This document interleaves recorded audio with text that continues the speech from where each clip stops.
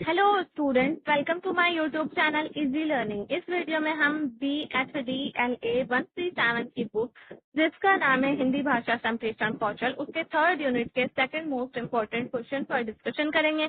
तो गाइज, इससे पहले मैं इस यूनिट के एक क्वेश्चन की वीडियो अपलोड कर चुकी हूँ जिसमें हमने हाव भाव के बारे में जाना था।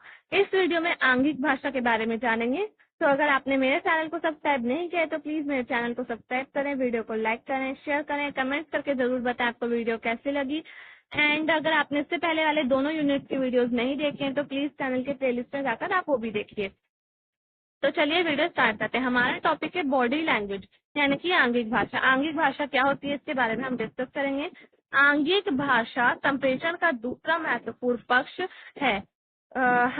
हमारा शरीर इन मनोभावों को व्यक्त करता है। जैसे कि हम मनोभावों को शब्दों से व्यक्त करते हैं, उसी तरह हमारा शरीर भी हमारे मनोभावों को व्यक्त करता है। जैसे कि शर्म, घबराहट, प्यार, घृणा आदि भाव आंगिक प्रतिक्रिया से ही मालूम हो जाते हैं, भले इन्हें शब्दों से व्यक्त ना किया जाए। जैसे कि जब हमें शर्म आती है तो हमारा फेस के जो एक्सप्रेशन होते हैं इस तरह के हो जाते हैं, तो लोगों को समझ में आ जाता है। खुद ही हम बोले भी ना तब भी लोगों को समझ आ जाता है कि इन्हें शर्म आ रही है।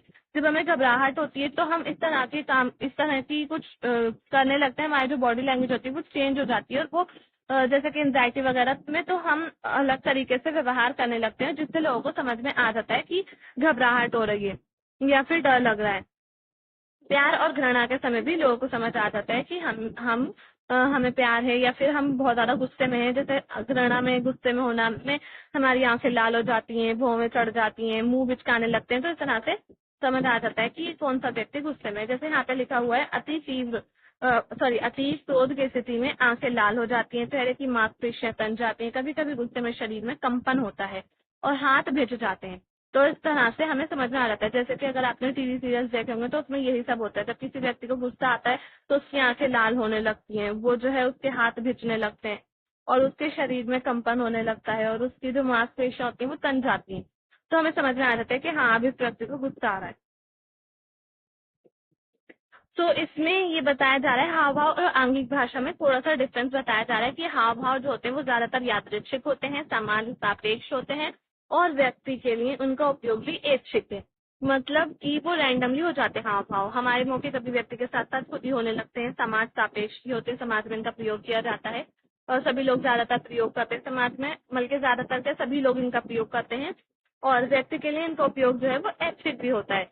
जबकि जो आंगिक भाषा होती है वो सार्वभौमिक होती है, वो हर जगह प्रयोग की जाती है, सार्वभौमिक होती है, पूरे विश्व में प्रयोग की जाती है। और आंगिक भाषा सहज होती है, यानी कि हम गुस्से में चाहें तो आंगिक प्रतिक्रियाओं को दबा नहीं सकते, वो निकल कर आती हैं। चाहे हम कितना भी गुस्सा है लेकिन हम अपने गुस्से को दबा नहीं सकते। हमारा गुस्सा जो है वो दूसरों को, तो हमारे जो है बॉडी लैंग्वेज इस तरह की हो जाती है कि लोगों को समझ आ ही जाता है कि इसे गुस्सा है। और सार्वभौम होने से मतलब ये कि संसार में सभी व्यक्ति गुस्से में एक जैसी प्रतिक्रियाएं करते हैं। जबकि अभी हमने नेक्स्ट, इससे पहले वाली जो वीडियो थी उसमें हमने पढ़ा था कि हाव भाव जो होते हैं वो अलग अलग जगहों पे अलग अलग होते हैं। जैसे कि दक्षिण और उत्तर भारत और दक्षिण भारत का हमने एक एग्जाम्पल लिया था। अगर आपने वो वीडियो नहीं देखी तो प्लीज वो वीडियो भी देखिए। तो जो आंगिक भाषा होती है वो सार्वभौमिक होती है, मतलब कि सभी लोग एक जैसी प्रतिक्रियाएं करते हैं पूरे विश्व में। जब उनको गुस्सा आता है तब वो एक जैसी प्रतिक्रियाएं करते हैं, जब वो खुश होते हैं तब भी वो एक्साइटेड होते हैं या फिर खुश होते हैं तो वो एक जैसी ही प्रतिक्रिया करते हैं। अब जैसे यहाँ पे बताया जा रहा है आंगिक भाषा के दो रूप होते हैं। पहला है शारीरिक प्रतिक्रियाएं और दूसरा होता है शारीरिक स्थिति।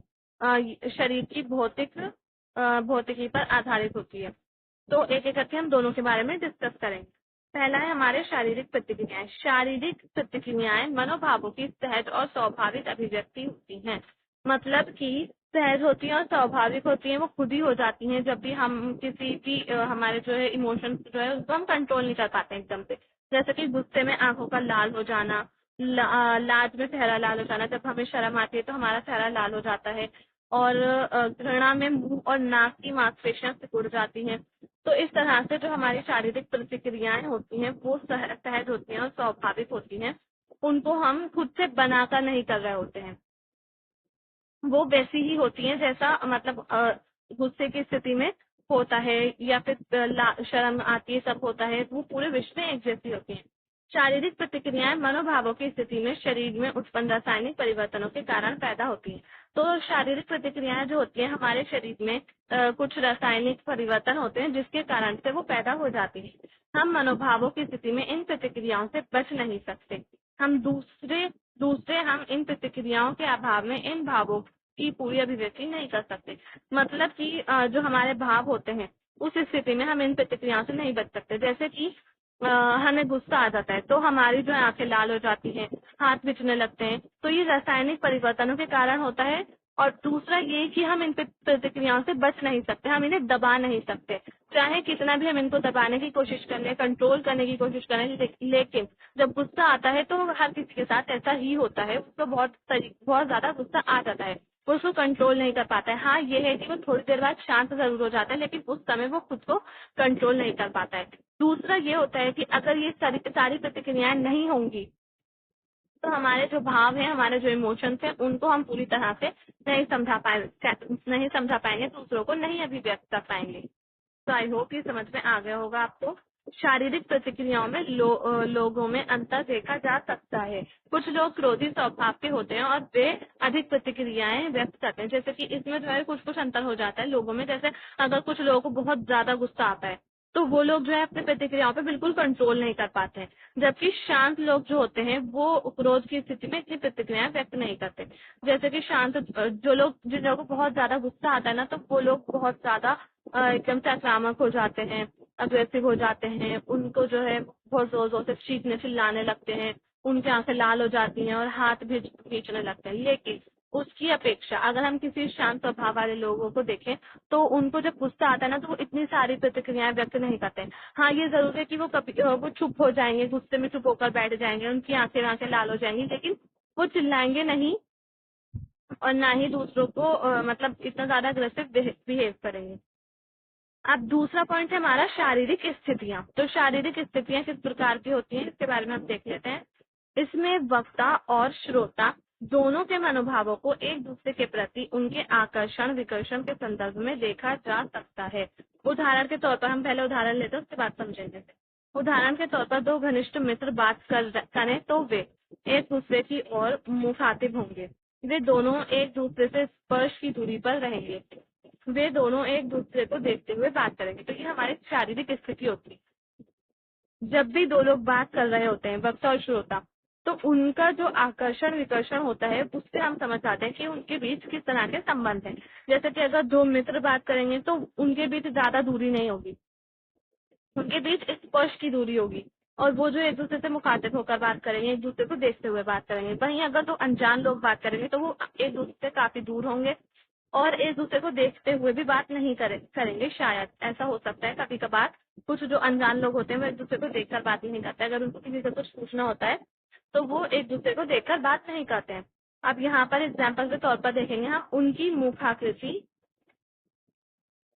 मुखाकृति, बैठने उठने का अंदाज, हाथ रखने का तरीका सभी आपको उनके मन के भावों को समझाने के लिए पर्याप्त संकेत देता है। जैसे कि लोगों की कुछ उठने बैठने का तरीका होता है, मुंह के एक्सप्रेशंस होते हैं, फेशियल एक्सप्रेशंस होते हैं, हाथ रखने का तरीका। तो इन सभी से हम लोगों के जो मनोभाव होते हैं उनको समझ सकते हैं। ये आंगिक भाषा है जो शारीरिक स्थिति से प्रकट होती है।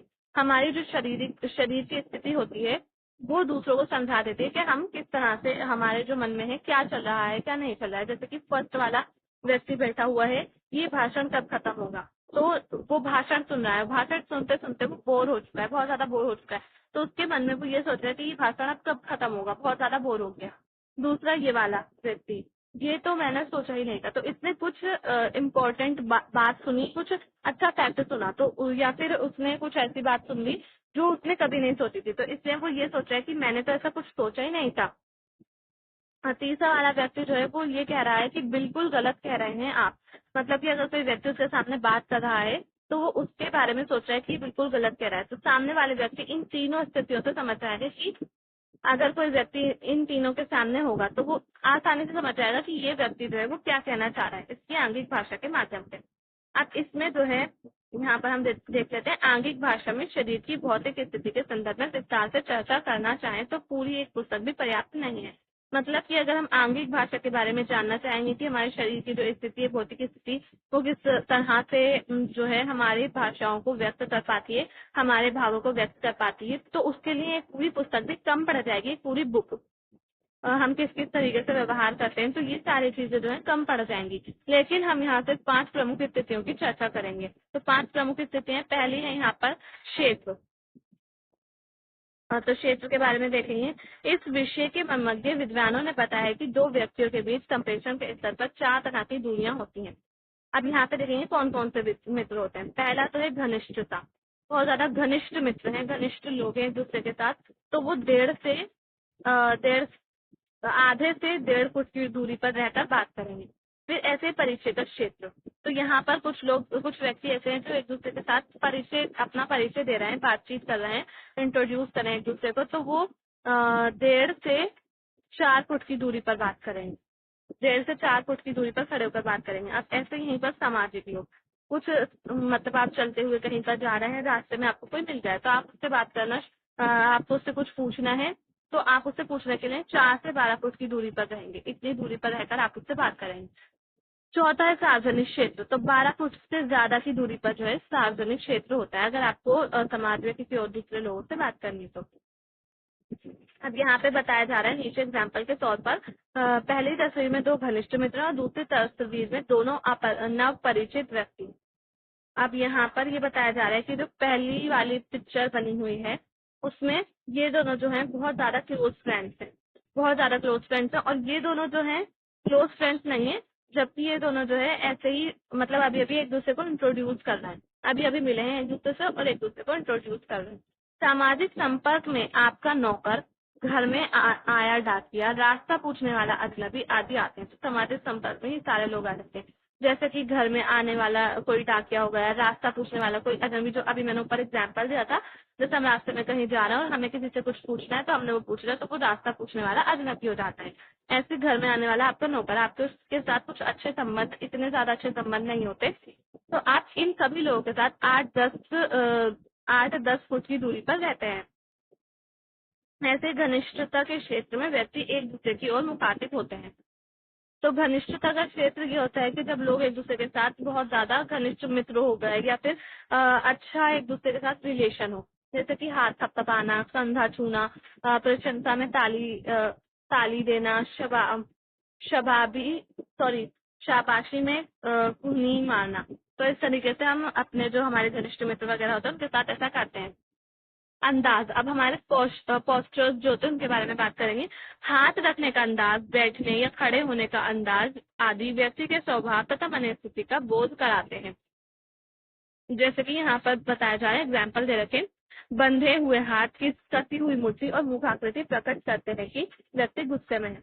तो फर्स्ट वाला जो व्यक्ति है वो गुस्से में है और उसने अपने हाथ बांध रखे हैं, मुठ्ठियां बांध रखी हैं, और उसके फेशियल एक्सप्रेशन भी थोड़े अलग है, खुशी वाले नहीं है, गुस्से वाले हैं। तो इस तरह से हम समझ जाएंगे कि ये व्यक्ति बहुत ज्यादा गुस्से में है।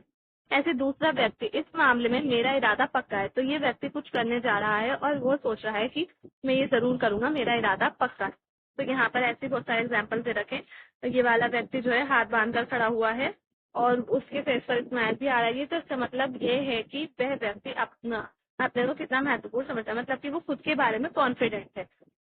फोर्थ वाली इस पिक्चर में, लास्ट वाली में ये दे रखा है कि इस मुद्रा से पता चलता है कि वह व्यक्ति सोचता है कि इससे आगे मैं कुछ नहीं कर सकता। जो लास्ट वाला व्यक्ति है इसमें बताया जा रहा है कि अगर आप इस स्थिति में रहते हैं तो सामने वाले लोगों को ये पता चल सकता है कि ये व्यक्ति आगे कुछ नहीं कर सकता। अब इसके अलावा भी काफी सारे दे रखे हैं, हम सब नहीं दे पाएंगे। बैठने का अंदाज। तो बैठने के अंदाज से आपको पता चल जाता है कि ये दोनों व्यक्ति जो है अच्छे दोस्त है और इस तरीके से बैठे हुए हैं। चौथा है तीसरा है ये उन्मुख होना।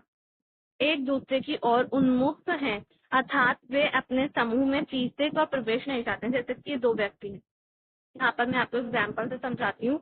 ये 2 व्यक्ति हैं, ये दोनों जो है थोड़ी थोड़ी जगह छोड़कर, यहाँ पे आपको एरो बने हुए दिख रहे हैं, ये दोनों जो है जगह छोड़कर खड़े हुए हैं, इस तरीके से खड़े हुए हैं कि कोई तीसरा व्यक्ति आकर खड़ा हो जाए तो भी कोई फर्क नहीं पड़ेगा। तो ये दोनों व्यक्ति अपने भीतर तीसरे व्यक्ति का स्वागत करते हैं, मतलब कि दोनों व्यक्ति इस तरीके से खड़े हैं, अगर कोई तीसरा आ जाएगा तो इनके लिए वो स्वागत होगा, ये इसको भी अपनी बातों में शामिल कर लेंगे और बातें करेंगे उसके साथ। ऐसे ही ये दोनों व्यक्ति हैं। ये दोनों व्यक्ति जो है एक दूसरे की तरफ उन्मुख होकर खड़े हैं, मतलब कि एक दूसरे के आमने सामने खड़े हैं। और इसका मतलब ये हुआ कि ये दोनों व्यक्ति तीसरे व्यक्ति को बुलाना नहीं चाहते हैं, तीसरे व्यक्ति के आने की कोई गुंजाइश नहीं है।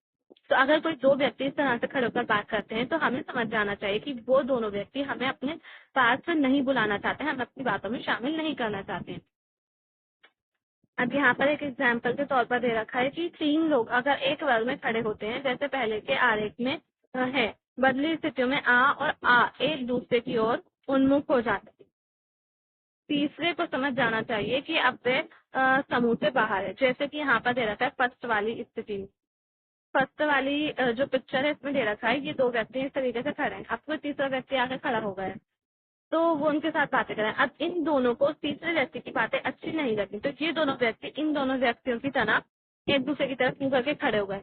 तो उस तीसरे व्यक्ति को समझ जाना चाहिए कि वो दोनों अब मुझे अपनी बातों में शामिल नहीं करना चाहते, तो इसलिए उन्हें वहां से चला जाना चाहिए।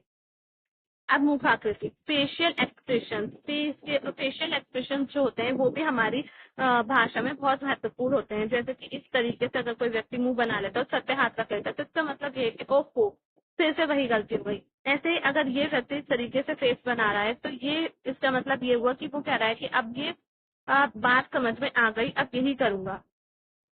ऐसे ही ये लड़की के बारे में दे रखा है, ये बोल रही है कि है ना बड़ी मजेदार चीज, जबकि इसने कुछ बोला नहीं है, लेकिन फिर भी इसने क्लैपिंग करी और इस तरीके से इसने अपने फेशियल एक्सप्रेशन दिए, तो इसका मतलब ये हुआ किया कि ये कहना चाह रही है कि ये बहुत ज्यादा मजेदार चीज है। तो ये जो है हमारे कंप्लीट हो जाता है टॉपिक। नेक्स्ट टॉपिक ये है, ये टॉपिक इतना ज्यादा इम्पोर्टेंट नहीं है, अगर आपको स्क्रीनशॉट लेना है यहाँ से या फिर आप अंडरलाइन करना चाहते हैं तो कर लीजिए। एग्जाम पॉइंट ऑफ व्यू से इतना इम्पोर्टेंट नहीं है, इसलिए मैं ये नहीं करा रही हूँ। तो अगर आपको वीडियो पसंद आई है तो प्लीज़ वीडियो को लाइक करें, शेयर करें एंड कमेंट करके ज़रूर बताएं आपको वीडियो कैसी लगी। थैंक्स।